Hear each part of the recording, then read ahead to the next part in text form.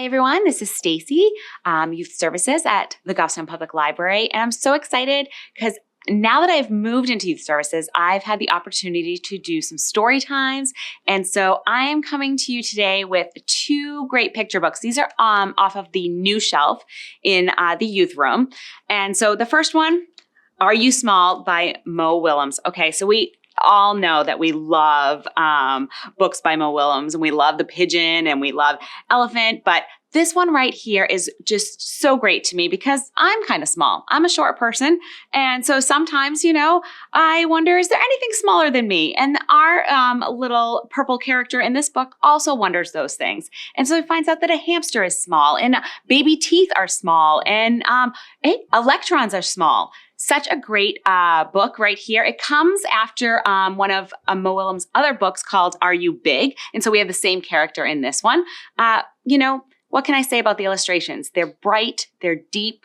The colors are amazing and bold. And then, of course, we have some wonderful layering that brings great texture. So the illustrations are not to be missed. Other thing I love, look at this. After you read, you can go around your house finding and measuring all the things small. So I think that this is a great book to check out. And this next one, okay, Two Together.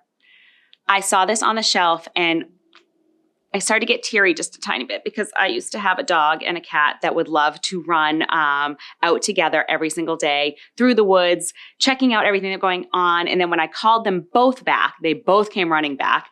And so that's the story in here. The friendship between this dog and this cat, two together going out, gallivanting, looking at toads and everything else out there, acorns, squirrels. They wake a bear. And as the story goes on, the bright illustrations in the beginning start to get deeper and deeper and darker as night falls and they're heading back to their home, which is brightly shown like a beacon bringing them back. So the other thing that's beautiful about these illustrations is that it almost looks like in some of them there's deep acrylics used, but then it looks like a little child has kind of taken a crayon and drawn in other parts of it. So it's just a beautiful, beautiful story. Great to put a child on your lap and read it together.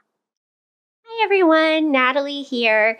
I have an assortment of books today that are random. There's no theme other than these are books that I like. So we'll start with Thomas Hardy, Far from the Madding Crowd. This is a classic. It's so good.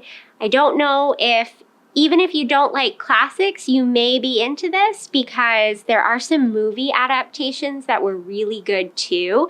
And I personally love like a book movie combo, like you can make a whole weekend of it. So I would recommend doing that with this if you're interested. It's about a woman who has to choose between a couple of men to marry. And there are like hints of Jane Austen, but it's nowhere near as tongue-in-cheek as Jane Austen. So there's that one. And then Her Majesty's Royal Coven by Juno Dawson. I may have talked about this before. I can't honestly remember, but it's the first book in a trilogy.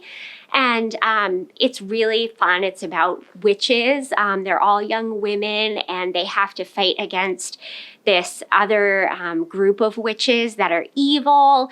And all of the girls in it are super cool and just fun. And it's really entertaining. I liked it a lot. I have some questions for you by Rebecca Mackay. This was a great book that came out over a year ago now, but it was on the bestsellers list for a long time. It's a campus novel, so it takes place at a private school, and I believe that if it's not based on a New Hampshire private school, it sort of alludes to that, or like it could have taken place at a New Hampshire boarding school, but it's about a girl who witnesses there's sexual assault in it, and she has to deal with the repercussions of trying to figure out what happened, and questioning the people around. And there's like a lot of memory involved, and how you can misremember things. And then there's sort of how it has to go through like the legal system, the court case. It's really interesting. It's very well done, and it keeps you like on your toes. You can't, you just keep reading, like you want to finish it. That's really good. And then the last one is Ian McEwan's Atonement. This is an oldie but a goodie. Probably remember the movie that came out that was a remake of this with Keira Knightley, I want to say. But it is a World War II story, and it's a romance at its core, but it sort of ends heartbreakingly, which is beautiful, especially if you like that sort of tragic, unrequited love thing. But yeah, it's really good. It's moody, broody, and another just fun read. So thank you. Hey, guess what I'm doing right now? As we're taping this, we're in the middle of the Olympics. And if I remember correctly, it's the 33rd Olympiad. I love it. I've loved it since I was a kid. I'm totally involved. And that's why I have bags under my eyes. I've been staying up too late watching the Olympics. The best book that I have read about the Olympics is The Boys in the Boat. You may have already read this book. It's one of my favorites. This is about the University of Washington rowing team who won the Olympics in Germany in 1936. The book details about what they went through to become the team that won the gold medal. And it focuses in on some of the people who were involved in that. There is also a movie that was, I believe, directed by George Clooney that is also quite good. And so check your streaming services for that if you're interested. I have read this book. I'm on my second reading because I'm facilitating book group this month. So I need to prepare myself again. But I have read it. It's really a great book. It's very heartening about a group of people who come together for one goal, and that was to win the gold medal in 1936. So please read the book. It's wonderful. Come to book group in August, and we can talk about it. See you later.